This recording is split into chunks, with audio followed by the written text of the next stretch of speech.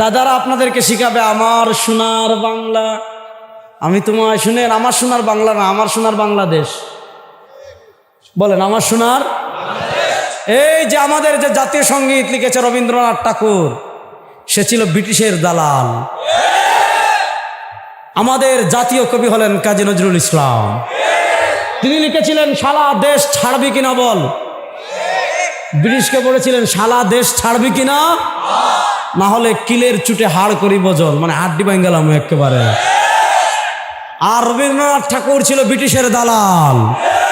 রবীন্দ্রনাথ ঠাকুর বাংলাদেশে মানুষ উন্নত হোক, বাংলাদেশে মানুষ শিক্ষিত হোক, বাংলাদেশের মানুষ জ্ঞান বিজ্ঞানে এগিয়ে যাক, এটা রবীন্দ্রনাথ চায় নাই। এজন্য নবাব সলিমুল্লাহর দেওয়া জমিতে ঢাকা বিশ্ববিদ্যালয় হয়েছে। ওই রবীন্দ্রনাথ ঠাকুর ঢাকা বিশ্ববিদ্যালয় বাংলাদেশ হোক এটা চায়নি। এ ধরনের প্রচন্ড বাংলাদেশ বিদ্বেষী ব্রিটিশের কোনো দালালদের কবিতা, ওটা ভারতের দালালদের জাতীয় সঙ্গীত হতে পারে, আমাদের জাতীয় সঙ্গীত হতে পারে না।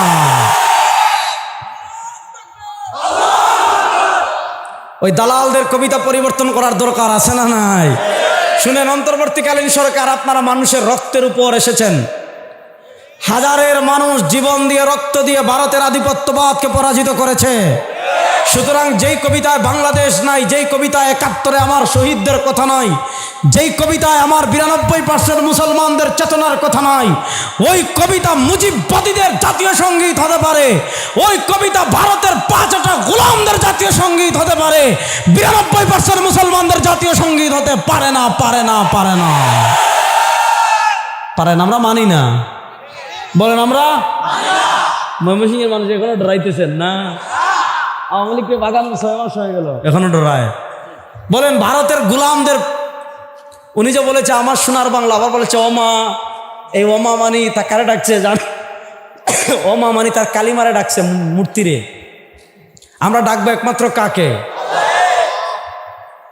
সুতরাং এই কবিতা আমাদের জাতীয় সঙ্গীত। বাংলাদেশের জন্য এর চেয়ে দুর্ভাগ্যের আর কোনো বিষয়। আমাদের অন্তর্বর্তীকালীন সরকার সবই পরিবর্তন করে ফেলছে। সংবিধান পরিবর্তন করছে, নির্বাচন ব্যবস্থা পরিবর্তন করছে। আর জাতীয় সঙ্গীত পরিবর্তনের কথা বললে বলবেন যে আমরা বিতর্কিত কোনো কাজ করতে চাই না। না, বিতর্কিত না, এটা বাংলাদেশের ৯২% মানুষের প্রাণের দাবি।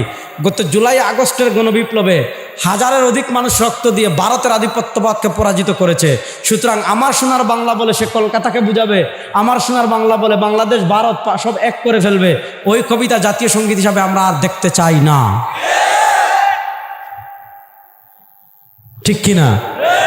তাহলে আমাদের জাতীয় পরিচয় আমরা মুসলিম। বলেন আমাদের জাতীয় পরিচয় আমরা। হায়রে যুবকের দল, জোরে বলেন আমাদের জাতীয় পরিচয় আমরা। আর মুসলমানদের জাতির পিতা হজরতে ইব্রাহিম।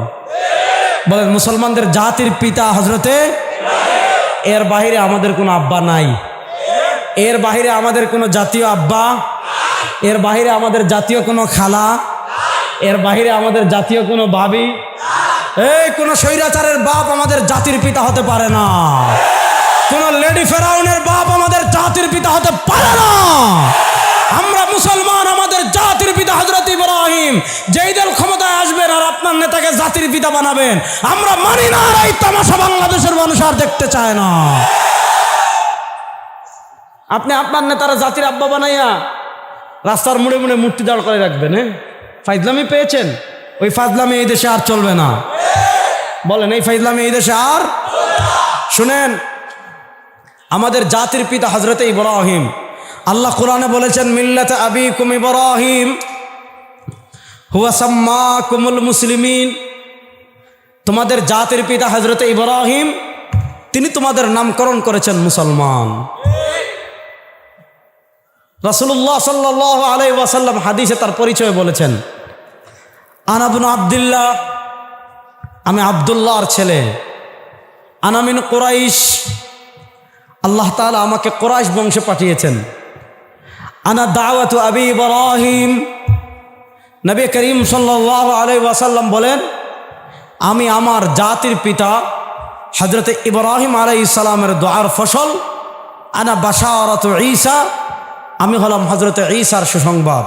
এজন্য শুনেন, এই শতাব্দীতে মুসলমান মৌলিক দুইটা সংকটের মোকাবেলা করছে।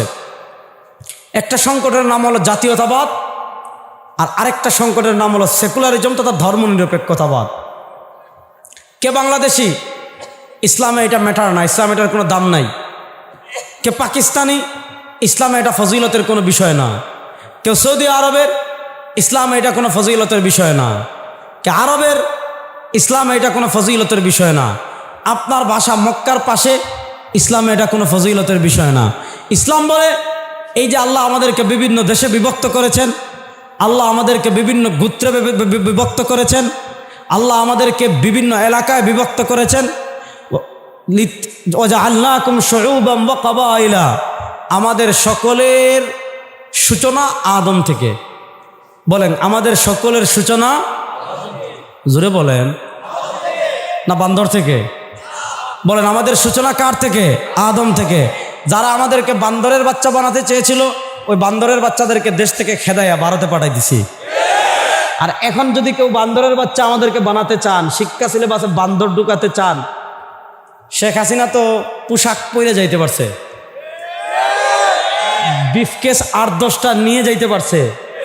এখন শিক্ষা সিলেবাস নিয়ে তামাশা করবেন, বিবর্তনবাদ ঢুকাবেন, ট্রান্সজেন্ডার ঢুকাবেন, হিন্দুয়ানি শিক্ষা সিলেবাস চালু করবেন, আল্লাহ নবী ইসলামের জীবনী বাদ দিয়ে দিবেন, সাহাবা ইকরামের জীবনী বাদ দিয়ে দিবেন, উম্মার মহান মুজাহিদদের জীবনী বাদ দিয়ে দিবেন, ইসলামকে সাইড করতে চাইবেন, আমাদের মুসলমানদের ইতিহাস বিকৃত করবেন, ভারত উপমহাদেশের মুসলিম শাসকদের ইতিহাসকে বিকৃত করবেন, আমাদের ইসলামের মহান বীর ভারত উপমহাদেশ যারা শাসন করেছে তাদেরকে ডাকাত হিসাবে আপনি উপস্থাপন করবেন।